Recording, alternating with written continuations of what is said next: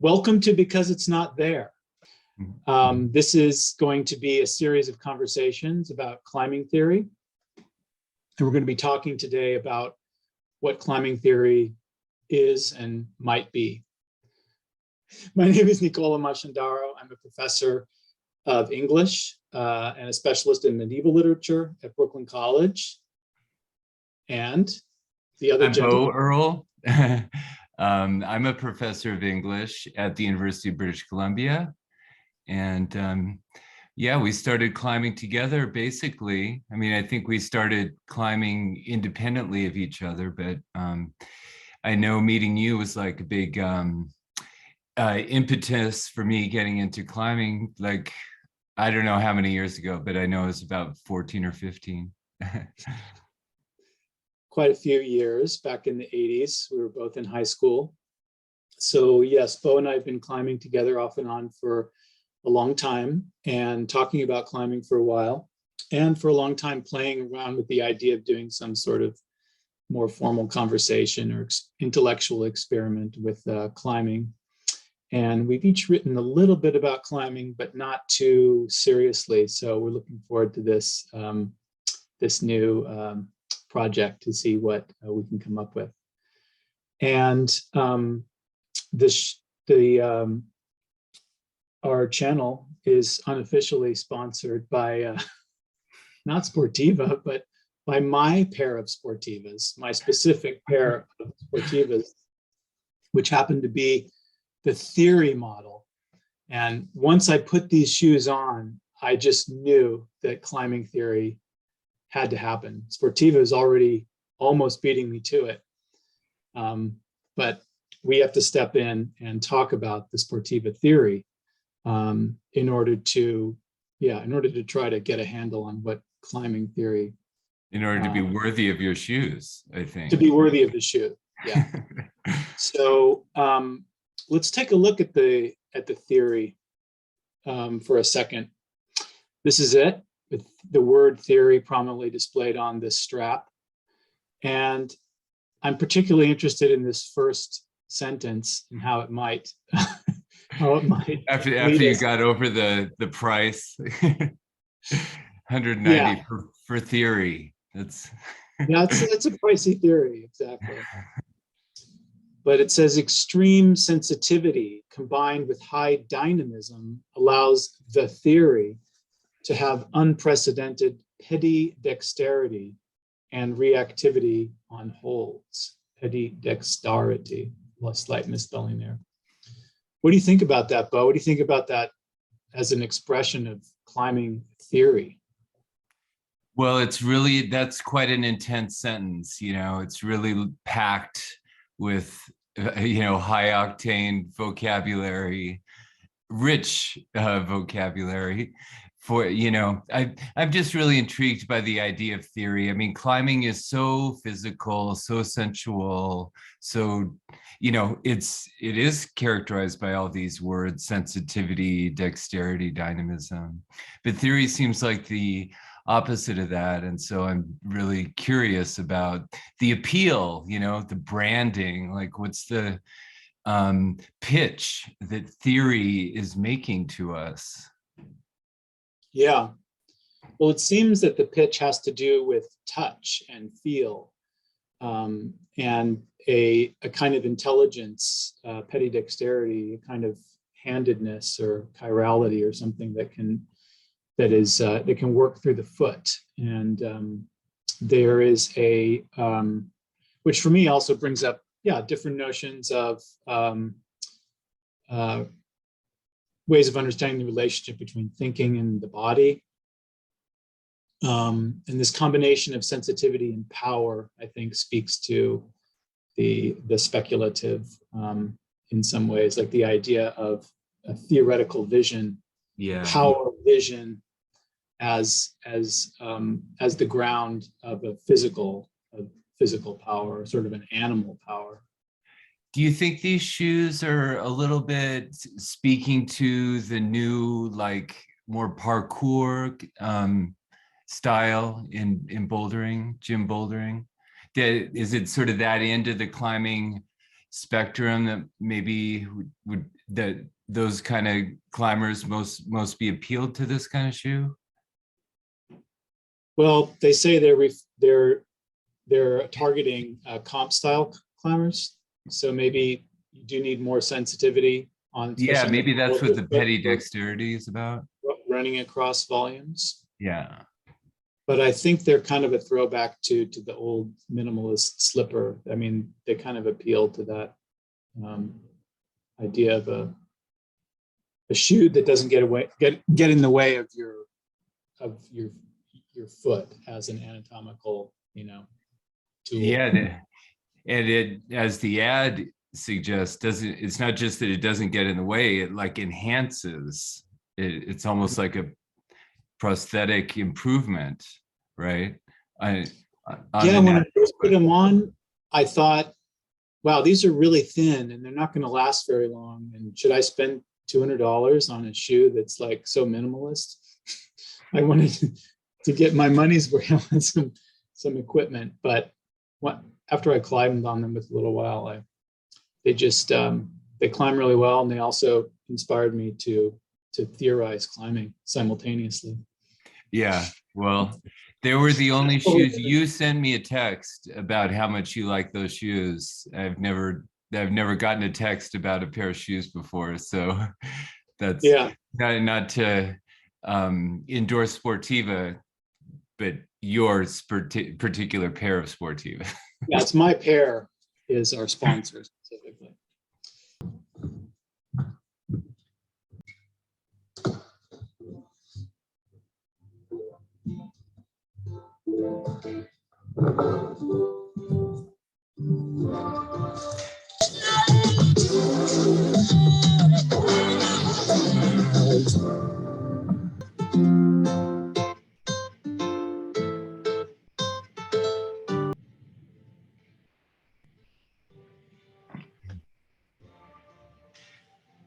Oh, that's why it's like theory is even beyond climbing. It's like species evolution climbing theory. Yeah. We mentioned we're professors, and the first thing that jumps to mind is my favorite book to teach, which is Frankenstein, and sort of the appeal of technology and this sort of modern fantasy of technological self-enhancement. And I mean, the interaction between and it makes me think about the appeal today of training in climbing. It's such a big new part of climbing now, and that's a big part of climbing podcasts too, is training. And so the appeal of having somebody watching you and enhancing you,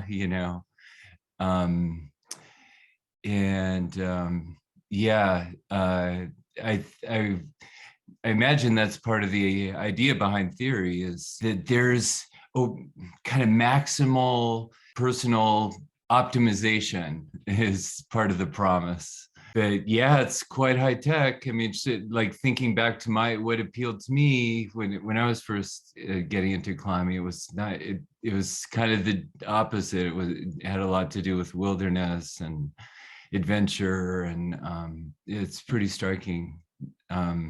That it as a reading of climbing culture, Sportivas trying to appeal to our desire and our fantasy, and this is what they think we want. The ad on the one hand evokes the natural climbing body, the unshod, the barefoot, sort of the pure mechanism of the body, but that's being kind of instantly or immediately translated to the page of design. And there's a sense that the scientist is both a kind of master observer, he's sort of masterful gaze of knowledge. He has a sort of vision from a height on what he sees, but he's also receiving some impulses, from the body of the climber, which is like that become almost messages, kind of intellectual messages to his brain. There's the moment, and I think it's the gaze in the ad is really interesting. They kind of look at each other in different ways, and of course he wears these goggles that he doesn't really need. they seem to represent this, almost like this screen of intellectual vision or something. Totally. There's a moment that struck me where the climber, after the climber does the first go on the problem, he looks back and it's almost like he's frustrated with himself. He's like, see, this is all I got to work with. Like, it's almost like he's feeling inadequate and he needs the enhancement of the shoe. Well, they don't talk to each other. It seems that if we're going to talk about what this little trailer could imply or suggest for our project of climbing theory, it does suggest a kind of continuity of vision between, the scientist, sort of egghead intellectual, the guy with the lab coat, and the climber, the one who's immersed in the process of looking at holds and feeling them. And I think that's implicit in the silence. They're just communicating. There's a lot going on. There's an intellectual activity and also, material, technical activity. And then there's this body climbing, who's also not just a body. I mean, it's very importantly, he's there, he's looking and thinking about the problem. So the silence, the lack of communication seems to create a kind of space where maybe the two almost can be seen as allegorizing like the whole body that climbs. Yeah, no doubt.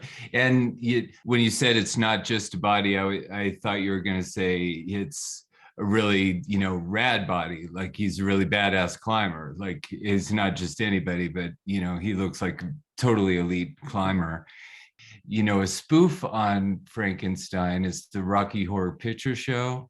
Mm-hmm. And which is about, building a kind of not just a perfect man, but a perfectly sexy man. Mm-hmm. And that's got to be part of, it's an advertisement, it's got to have sex appeal. That's part of what's going on too. Part of what's getting enhanced, maybe. He's not perfectly sexy in bare feet, but he needs the shoes to complete the package. Mm-hmm. Yeah, speaking of Frankenstein, the polarity between the two figures, the scientist and the climber, does then suggest an analogy to the alchemist and the servant, or the Prospero and Caliban.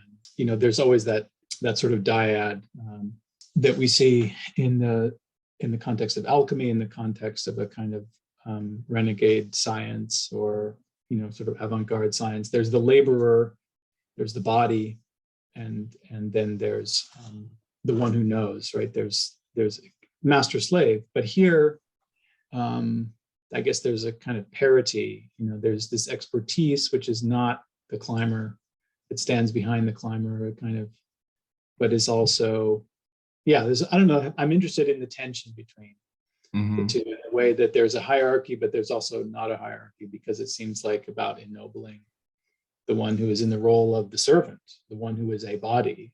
For sure. The non-intellectual subject is actually what's being elevated. He's the cool person. So, and that's a climber trainer, coach, I guess. I think it must speak to that. That's such a big part of, increasingly large part of our sport, but especially increasingly large part of our industry, the climbing industry. It revolves around that, getting coached. And it's also generational. It's older. Yeah. It's not a former climber, but an older climber, a non-competitive, a no longer competitive climber, helping a competitive. I think, but he's got his theory. He evidently has a theory that's behind his diagrams, and he's no longer a practitioner so much as he's retreated, like a coach does, into his world of theory and understanding. As I suggested, I feel, somewhat alienated, although I understand the appeal of the ad, and I understand the appeal of coaching and training and getting really technical about theory, climbing theory in that sense.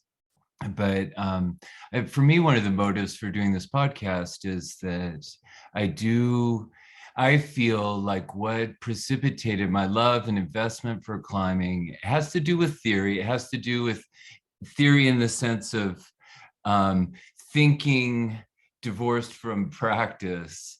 But it had a lot more to do with, like stories, fantasy, and not something not reducible just to like practical, technical optimization. That I find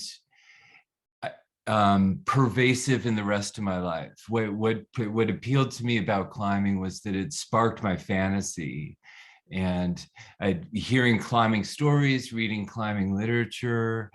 And in fact, related to our title, because it's not there, I think a big part of what really hooked me about climbing was that I grew up in Seattle and learned about climbing in Seattle, where it's often raining, and there weren't gyms at that time, and so we couldn't climb. And so climbing for me was a lot just about the theory, like about the thinking about it, not as opposed to practicing it. And and just thinking about the climbing I wasn't doing, dreaming about California and Colorado. And that fantasy aspect of climbing, I think, is maybe what's a little bit in jeopardy with this new emphasis on training, dialing it all, and theory that would explain it all. Mm-hmm. Well, so one answer to climbing theory ? Or why climbing theory could be that it's that it could serve as a rubric for bringing the fantasy back into climbing, or not forgetting the fantasy that's always already lurking within climbing. For sure. I'm certain there's a number of many climbers who've come to climbing through books, through reading about climbing.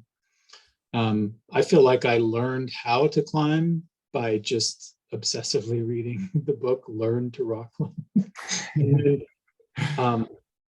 And again, it relates to theory as vision. I mean, we see, in order to do something, we do have to see it first. And that seeing is sort of simultaneous with the activity. I mean, there's no real separation between doing the climbs that you do and doing the climbs in your mind that you don't do. Each connects with the other. And I certainly remember, I mean, the way you phrased that, being in Seattle, I remember, a lot of times just going to sleep at night, literally trying to, just playing through my mind moves from climbs at index, like literally, trying really hard to see the rock that, mining my own memory for holds and things. But there was also this idea of optimization. It was like, if I do that, I can For kind sure. of apply it in my mind, and then next time it'll go. For sure. And I think I don't want to discount that aspect of the ad, or, what this whole theory as a kind of branding, like, that's a fantasy too that's going on there. And, and that's also what I always tell my students when I teach Frankenstein. It's like, it's a story about, engineering a person, but that's also what you're doing when you're reading Frankenstein, is you're rehearsing, imagining a person being engineered. So you are in the position as a reader of creating it. Mm-hmm. And so that's to say, I think this marketing, this ad, this idea of engineer and, climbing theory, optimizing, that's a potent fantasy too. It's not just to be reduced to the, kind of mundane fact of optimizing performance.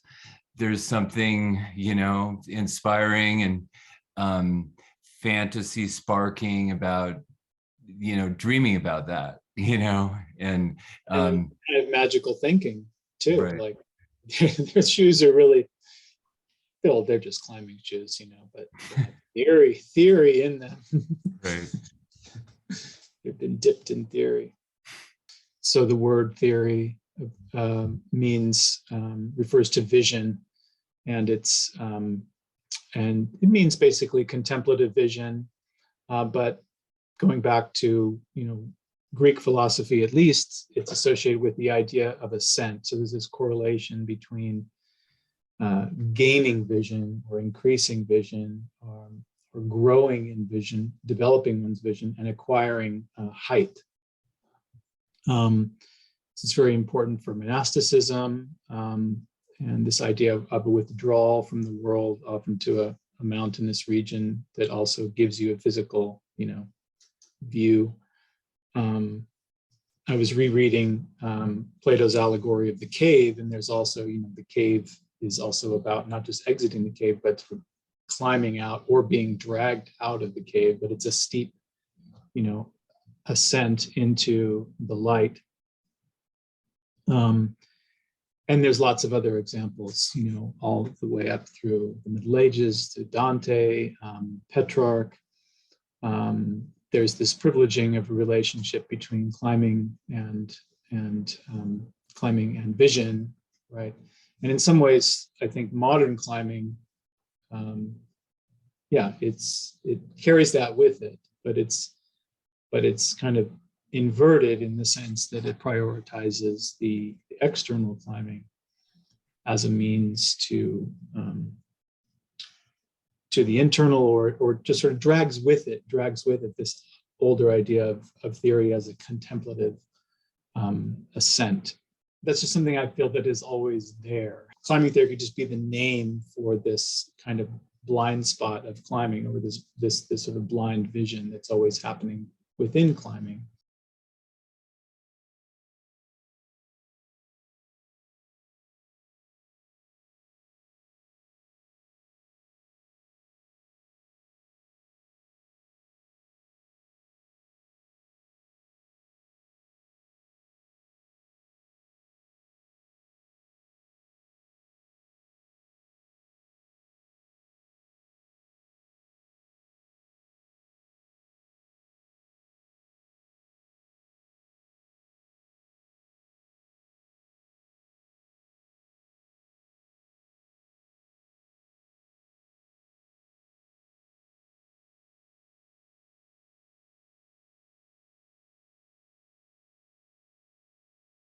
And their climb has the status as a kind of platonic ideal. I don't know. Mm-hmm. In climbing now, it really, you don't hear about anybody vying for a second ascent. I mean, it just seems to stand totally apart. And Andre himself, it names his silence as it's sort of as a self-commentary, because he's known as such a screamer, such a loud climber. Yeah. Yeah. It reminds me, when as a young climber, I remember a Dale Goddard ad where he said, "My climbing is about moments of perfection, maybe especially projecting. It's about, honing in on this moment of just where things just crystallize in a kind of magical way, otherworldly way, that just, you sort of enter this zone for a second and then exit, but it has this kind of platonic ideal aura to it." You put in all this work, but then when you actually do it, you don't do it. It just happens. It's like you're participating. It's the whole universe is conspiring to give birth to this event, so to speak. Yeah. And that's the way of thinking about theory. That's like the vision that you're honing, or that you're training when you're visualizing, that's what kind of comes to life, that other reality materializes for a perfect moment.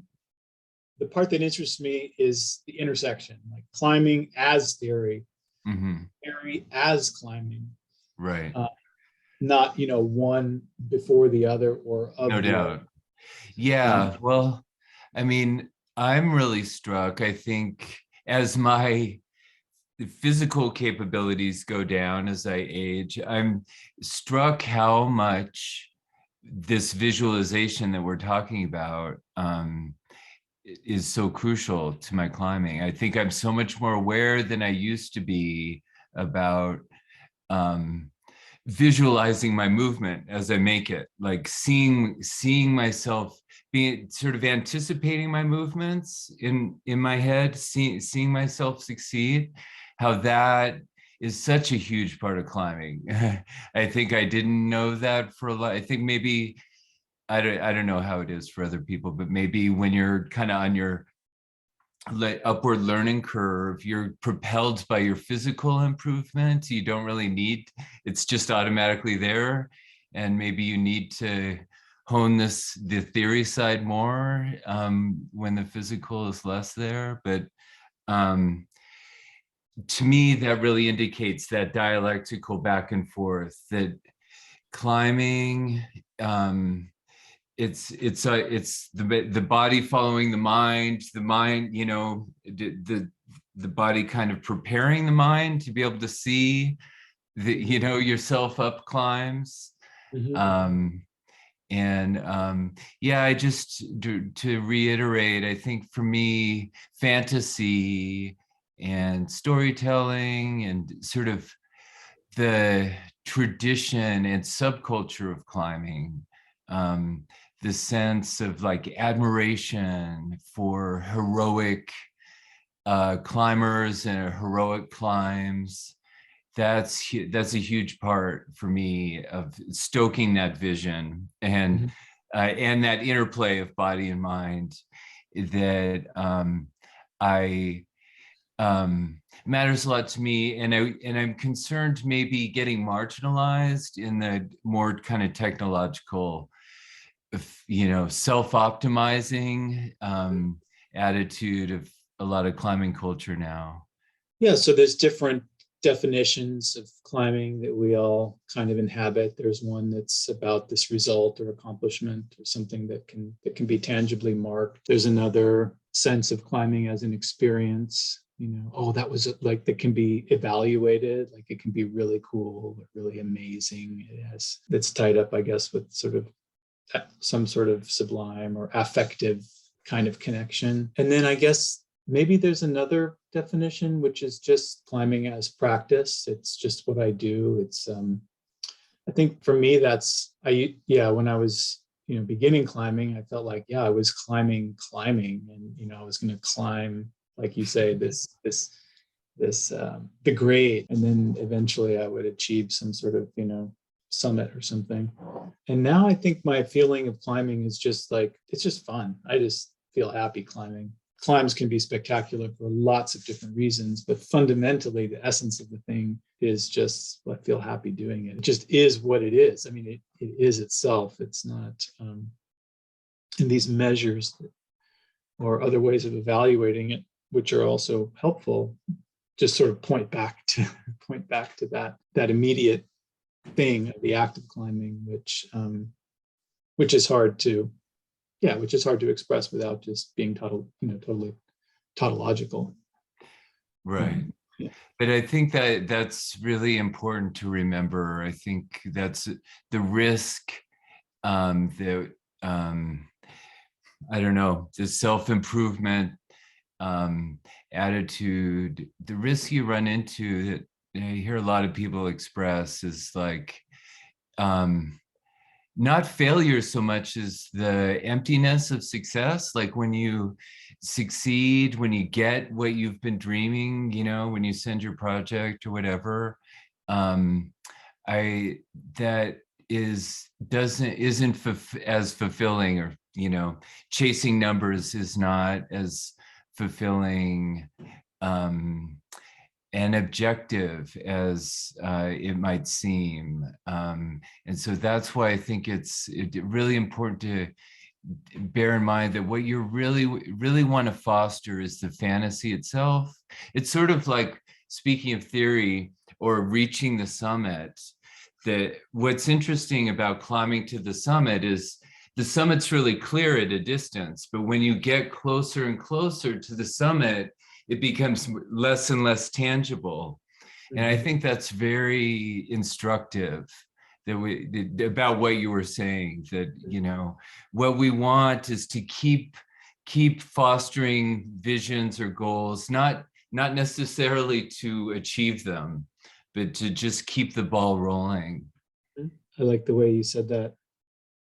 And it connects with our next topic of conversation, because it's not there. So because you were talking about the way the summit vanishes or becomes something else, how do you explain this transposition or inversion of because it's there, the most famous explanation for why one climbs, to because it's not there? I mean, one thing that occurs to me is that that's sort of a, you know, there's a long correlation between colonialism and like conquest and climbing. And like I said, I think that's destructive. And I think it's also, you know, not productive. It just doesn't, it's not gratifying in the end. You're not going to vanquish the mountain. And on the contrary, it just evaporates. But it's a good way to get the ball rolling, you know, to just, I think it's good to have, you know, alluring romantic destinations on the horizon to go out there. But then with the point, you're not going to conquest that what you're seeing is the unknown, is, you know, an appealing example of something foreign and you know, a mystery to explore. And so you pursue it for the sake of exploring.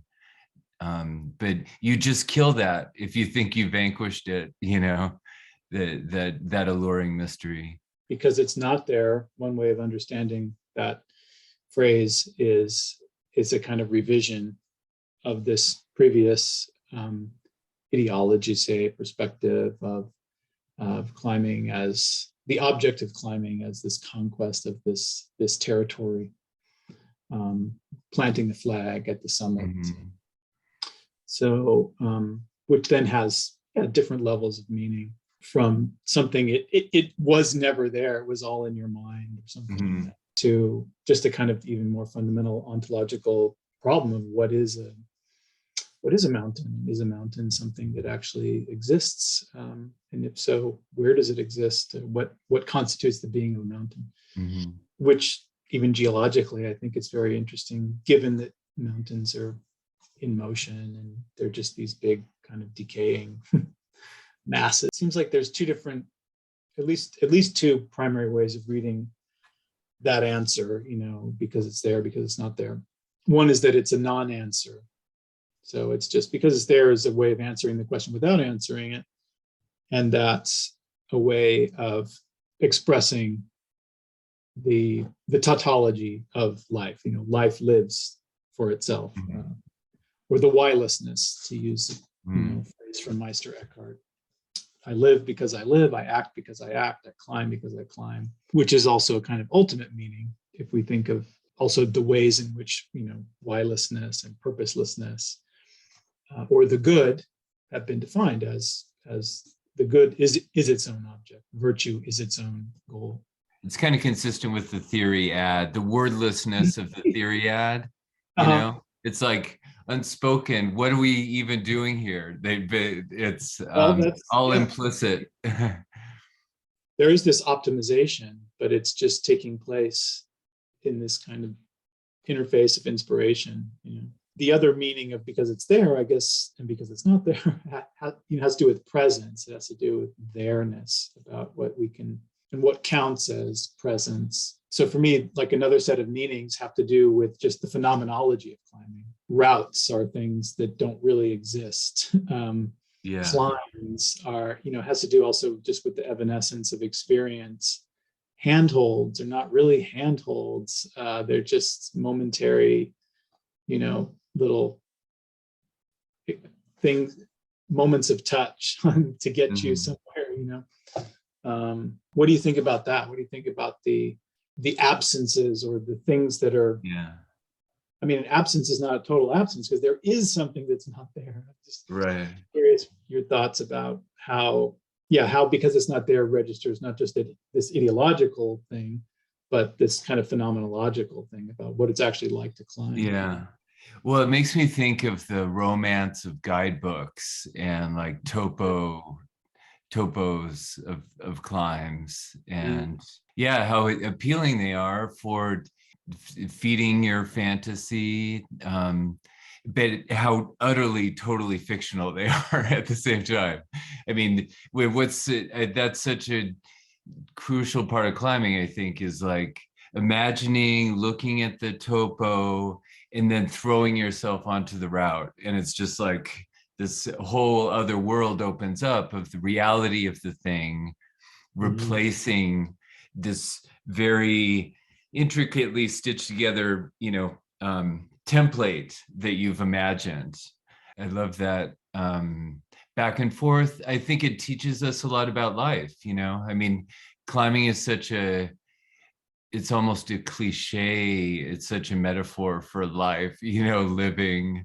If you think about it in this way, not as necessarily as ascending, achieving, the glory of conquest, but just as this perpetual back and forth between the prototype and the reality, you're always, or the project, this projection of what you want to do that's always getting replaced, and how vital the surprise is. We do it for the detail, the surprising, what the topo can't capture is why we do it.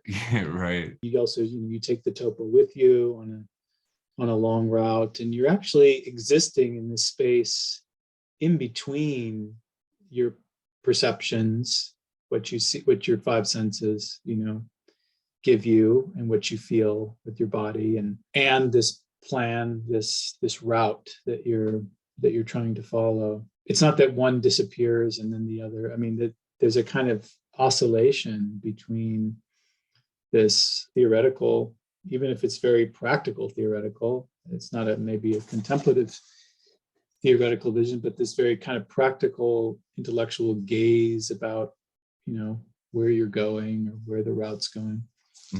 The more immersed pull of yourself, which is like just in it. Sometimes I feel like when we climb, we don't know where we are. And that can go along with being intensely focused on precisely where you are, precisely where your hands are. But there's a kind of disorientation, at least that I've experienced, a kind of like, who's doing this?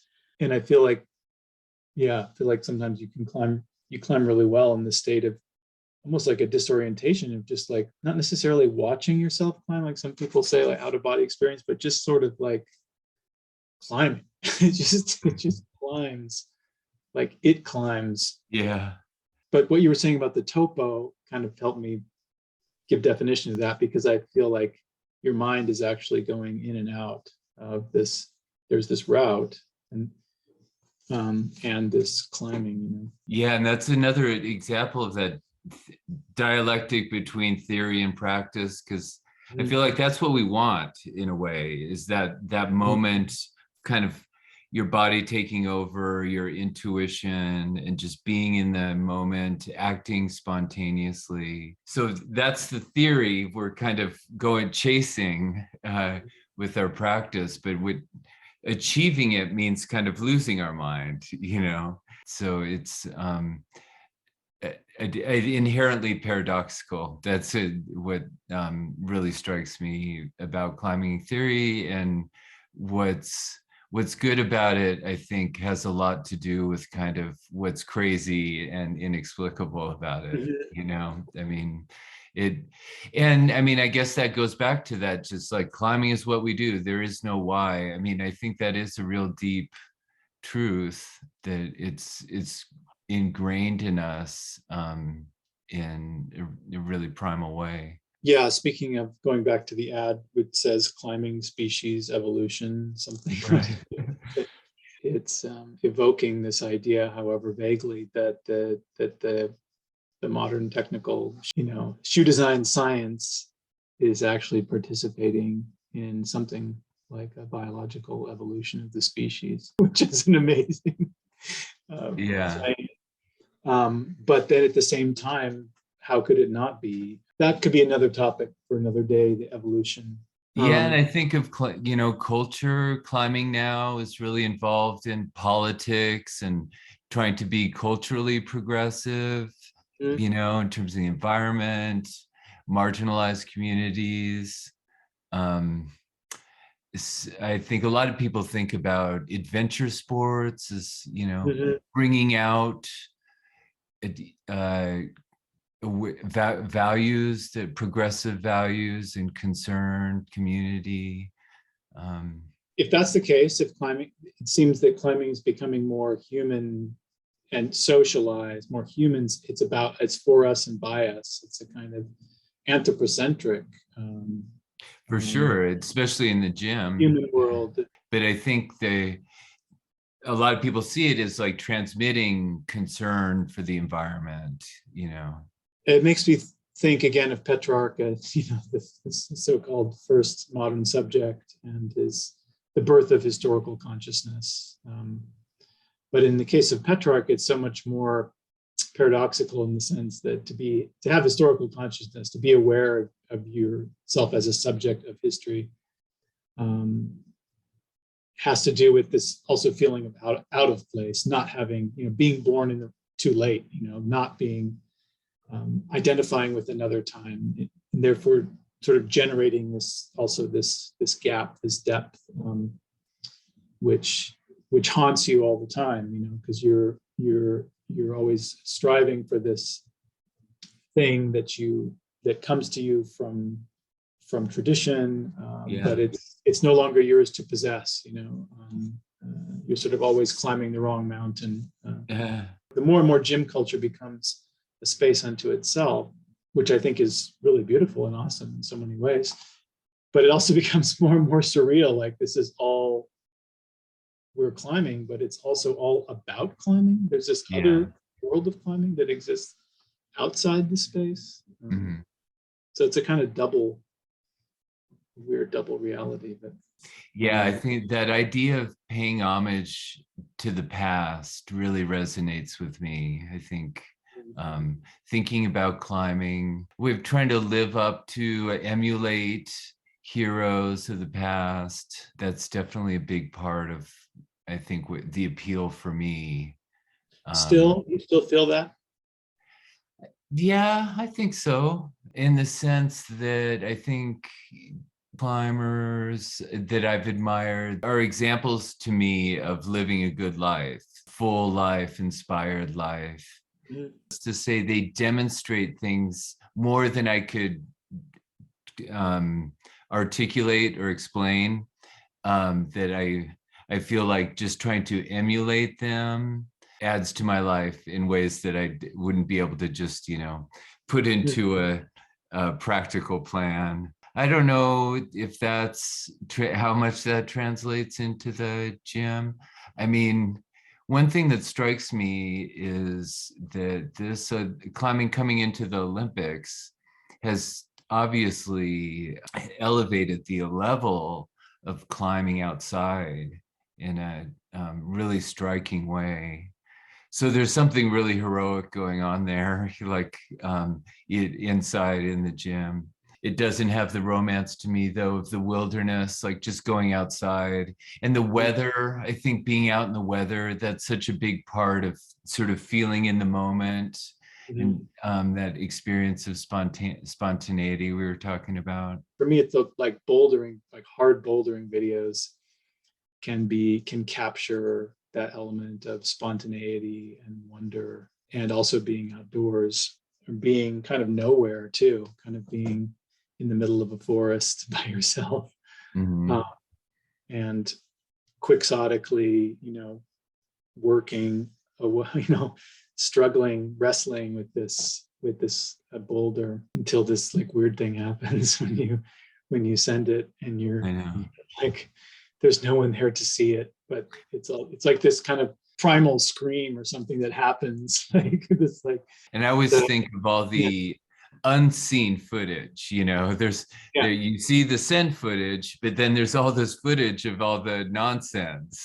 A lot of climbers are including at least more of the fails, and that's how you show the climb. It's important to think about the whole construction of the artifact of the send video, because it is a construction, and it's a beautiful object, but I think it can be depressing to mistake that for just all that happened. You know what I mean? Yeah, I mean, it's a retrospective packaging of like what could be years of trials. Right. Yeah, and that's really cool. Yeah, and I feel like the gym is so much more about turnover and kind of routines, and that's one of the things that I miss about. We were talking about the practice rock at the the UW climbing rock, and even there the the permanency of the thing you're climbing on just gives it just has a different aura. When you see there's a different feeling that goes along with doing a problem that cannot be, that will not be taken down. Right. It may disappear, for whatever reason, but right. There's a sense of like, and maybe it's just it's a time scale thing, but there's a sense of connection with the world, of sort of writing on the world, like somebody did that. And there, whereas the there-ness of the gym routes has a different quality. And it's very creative, like you making up new routes requires a lot of vision, like we've been talking about, whereas in the gym, the turnover, it's almost like the path is getting prescribed to you every time. I mean, I know there are different ways to do routes, but that element of discovery seems to be kind of relatively minimal. Very often you literally feel like you're climbing somebody else's thought. You put your foot up to where you would want a foothold, and there's a foothold that's placed right there because somebody has already had the same thought that you did.